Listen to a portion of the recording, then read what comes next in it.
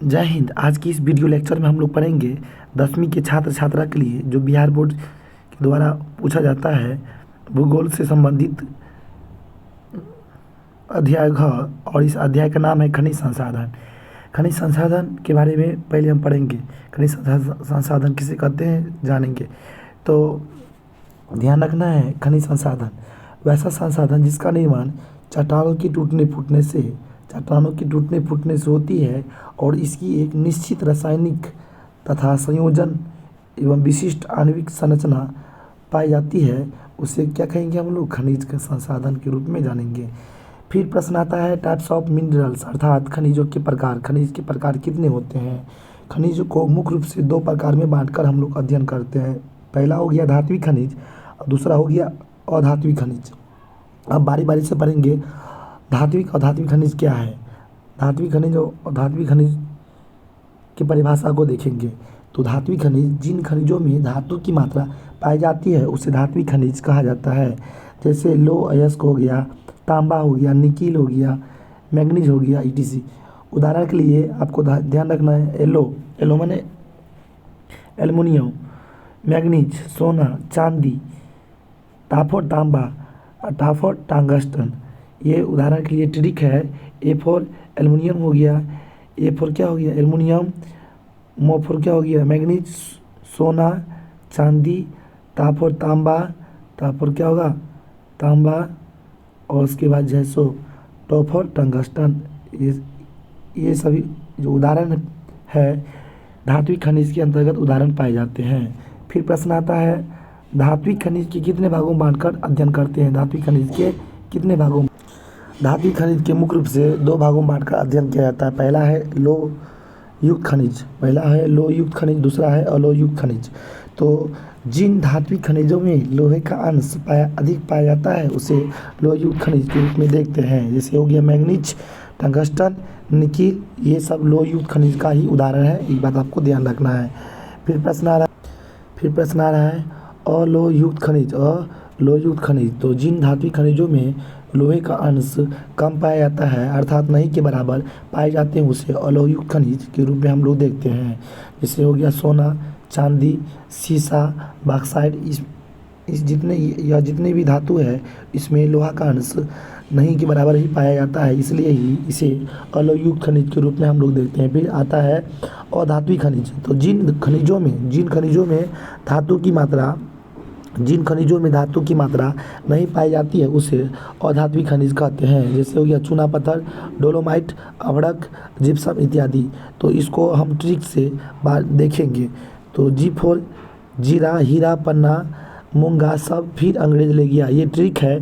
तो G4 जीरा जो लिखा हुआ है ना तो उसका G4 जिप्सम होगा, और O4 रॉक फास्फेट, हीरा, पन्ना, मुल्तानी मिट्टी, गारमेंट, संगमरमर, फिरोज, O4 अभ्रक, गोफर ग्रेफाइट। अब हमको पढ़ना है अधात्विक खनिज को दो भागों में बांटकर हम लोग देखते हैं। पहला है कार्बनिक खनिज। पहला क्या है? कार्बनिक खनिज।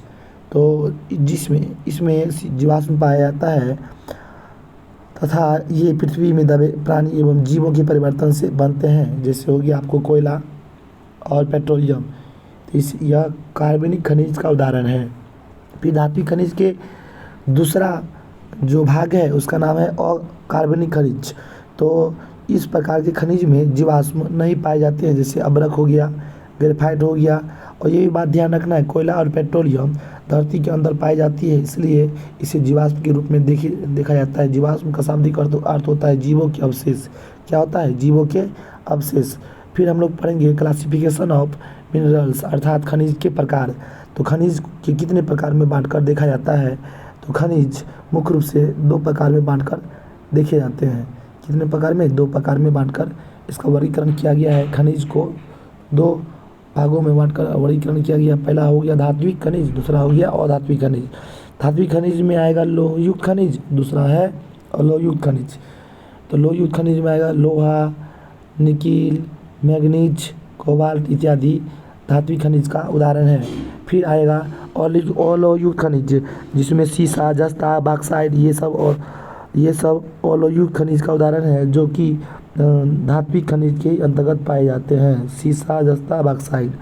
फिर आता है अधात्विक खनिज, जैसे अधात्विक खनिज में आएगा कार्बनिक खनिज। कार्बनिक खनिज में कोयला और पेट्रोलियम, अर्थात इसमें कार्बन की मात्रा होगी। फिर अकार्बनिक में आएगा अभ्रक और ग्रेफाइट, अभ्रक और ग्रेफाइट, ये बात आपको ध्यान रखना है। फिर हम लोग पढ़ेंगे धात्विक और खनिज और अधात्विक खनिज में अंतर, जो किसी भी कंपटीशन की दृष्टि से अति महत्वपूर्ण है और साथ ही 10वीं के छात्र छात्रा के लिए महत्वपूर्ण है। और भूगोल के इस टॉपिक्स को आप लोग को केमिस्ट्री में भी सर के द्वारा पढ़ाए जाएंगे।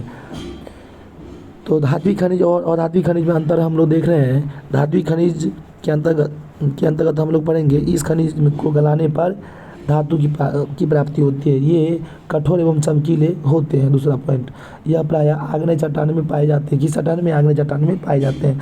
इन्हें पीट कर तार बनाया जा सकता है। क्या बनाया जा सकता है? तार बनाया जा सकता है। फिर आपको ध्यान रखना है, इन्हें पीट कर तार बनाया जा सकता है तथा इसे पीटने पर ये टूटता नहीं। पीटने पर क्या नहीं होता है? टूटता नहीं है। ये इसकी विशेषता हो गया, यही इसका अंतर हो गया। और धात्विक खनिज के अंतर्गत हम लोग पढ़ेंगे इस खनिज को गलाने पर धातु प्राप्त नहीं होती है। क्या नहीं प्राप्त होती है? धातु प्राप्त नहीं होती है। फिर इसकी अपनी एक चमक होती है और धात्विक खनिज की अपनी एक चमक होती है। ये परतदार चट्टानों में मिलते हैं। इसे पीट कर तार नहीं बनाया जा सकता है क्योंकि जब इसको पीटा जाता है ना तो ये चूर चूर हो जाता है, अर्थात टूट फूट जाते हैं। फिर हम लोग पढ़ेंगे लौह एवं अलोहयुक्त खनिज के अंतर। तो लौह एवं अलोहयुक्त खनिज के अंतर्गत हम लोग पढ़ेंगे लौह खनिज के बारे में। क्या? किसके बारे में? लौह खनिज के बारे में। जिन खनिजों में लोहे का अंश पाया जाता है और इनका उपयोग लोहा एवं इस्पात बनाने में किया जाता है, इस प्रकार की खनिज लोहयुक्त खनिज के रूप में जाना जाता है। जैसे निकिल हो गया और टंगस्टन हो गया। ये स्लेटी, घूसर, मटमैला आदि रंग के होते हैं। फिर ये रवेदार चट्टानों में देखने को मिलते हैं। ये भी बात आपको ध्यान रखना है। फिर आता है अलोहयुक्त खनिज के उदाहरण में। अलोहयुक्त खनिज के अंतर्गत हम लोग पढ़ेंगे जिन खनिजों में लोहे का अंश कम पाया जाता है वे अलोहयुक्त खनिज के रूप में जाने जाते हैं, जैसे सोना, चांदी, सीसा इत्यादि। इस प्रकार के खनिज के अनेक रंग होते हैं और ये सभी प्रकार के चट्टानों में पाए जाते हैं। अलोहयुक्त खनिज जो होते हैं ना सभी प्रकार के चट्टान में पाए जाते हैं। अब हम लोग पढ़ेंगे धात्विक खनिज। इसके अंतर्गत मैग्नीज, बॉक्साइट, निकिल इत्यादि आते हैं। फिर लोहा के हम लोग देखेंगे लोहा आधुनिक सभ्यता का रीढ़ होती है। लोहा आधुनिक सभ्यता की रीढ़ होती है और इसे उद्योग की जननी के रूप में हम लोग भी जानते हैं। उद्योग की जननी किसे कहेंगे? तो लोहा को कहेंगे, क्योंकि बिना लोहा का किसी भी उद्योग का सृजन संभव नहीं है, निर्माण संभव नहीं है। लोहा पर ही उद्योग टिका हुआ है, यही बात आपको ध्यान रखना है। फिर आ रहा है प्रश्न, भारत में लौह अयस्क के कितने प्रकार? 3 प्रकार, हेमाटाइट, मैग्नेटाइट और लिमोनाइट। तो हेमाटाइट में लोहा का अंश कितना है? 60। मैग्नेटाइट में कितना है? 60 और लिमोनाइट में 40 है। तो हेमाटाइट का उपनाम क्या है? लाल अयस्क। क्या नाम है? लाल अयस्क। फिर काला अयस्क किसे कहेंगे? काला अयस्क कहेंगे। मैग्नेटाइट को काला अयस्क के नाम जाना जाता है। फिर लिमोनाइट को पीला अयस्क के रूप में जाना जाता है। फिर हम लोग पढ़ेंगे लोहे का वितरण क्षेत्र, अर्थात भारत में किस किस क्षेत्र में लोहे का वितरण पाया जाता है? कर्नाटक, बेल्लारी, हासपेट, असंदूर। फिर छत्तीसगढ़ में विशाखापट्टनम, बंदरगाह और बेलाडीला, ये लोहे का वितरण क्षेत्र है। फिर उड़ीसा में देखेंगे हम लोग, उड़ीसा में है गुरु महिसानी, बादाम पहाड़। गोवा में क्यूपेट, सतारी। झारखंड में सिंहभूमि, सरायकेला, पलामू, धनबाद और हजारीबाग, ये केंद्र है, झारखंड के केंद्र है जहाँ से लोहे की प्राप्ति होती है। महाराष्ट्र में चंद्रपुर और रत्नागिरी। फिर हम लोग पढ़ेंगे लोहा के बाद अब मैग्नीज अयस्क के बारे में पढ़ेंगे। तो मैग्नीज के बारे में हम लोग देखते हैं बारी बारी से। मैग्नीज के उत्पादन में भारत का स्थान विश्व में रूस के बाद, किसके बाद? रूस और दक्षिण अफ्रीका के बाद तीसरा स्थान है। भारत का कितना स्थान है? तीसरा। इसका उपयोग किस में करेंगे? यह मुख्य रूप से जंगरोधी इस्पात बनाने, किसके निर्माण में? जंगरोधी इस्पात बनाने में, लोहा एवं मैग्नीज की मिश्र धातु बनाने में किया जाता है। और इसके अलावा बैटरियों के निर्माण में, फोटोग्राफी में, चमड़ा उद्योग में, माचिस उद्योग में किया जाता है। और 1 टन इस्पात बनाने में लगभग 10 kg मैग्नीज का प्रयोग किया जाता है। ये अति महत्वपूर्ण है, इसको भी आप ध्यान रखेंगे।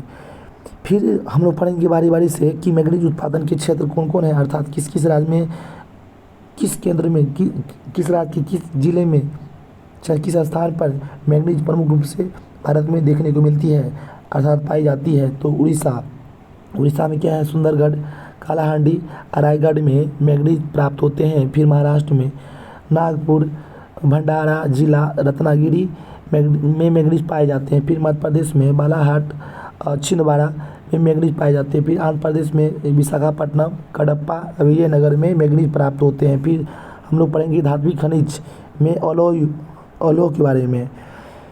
तो इसके अंतर्गत बॉक्साइट, सोना, चांदी, टीन, सीसा, जस्ता इत्यादि आते हैं।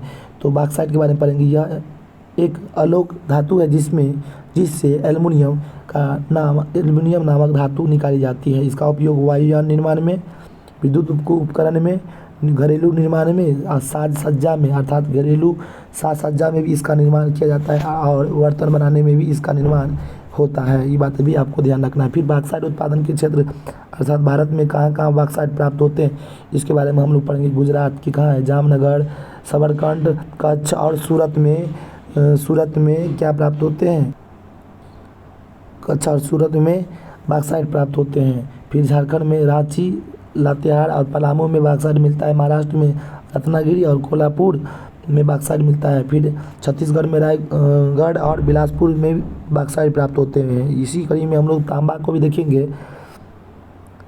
तांबा एक अलोह धातु है, अर्थात इसमें लोहा की मात्रा नहीं पाई जाती है और ये बिजली का अच्छा सुचालक होता है। इसका उपयोग किस में करेंगे, विद्युत उपकरण में किया जाता है, बर्तन बनाने में किया जाता है, सिक्के बनाने में किया जाता है। राजस्थान की खेतरी में तांबा का विशेष, राजस्थान की खेतरी में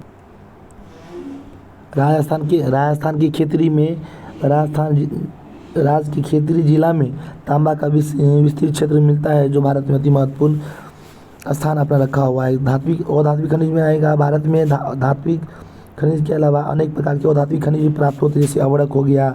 तो भारत विश्व में अभ्रक का पहला उत्पादक देश है और इसका उपयोग इलेक्ट्रॉनिक उद्योग में, आयुर्वेदिक दवा बनाने में किया जाता है। भारत में उत्पादन की दृष्टि से अभ्रक सबसे ज़्यादा बिहार और झारखंड में पाए जाते हैं। इसके 80% उत्पादन बिहार और झारखंड में होता है। इसके अलावा आंध्र प्रदेश में, फिर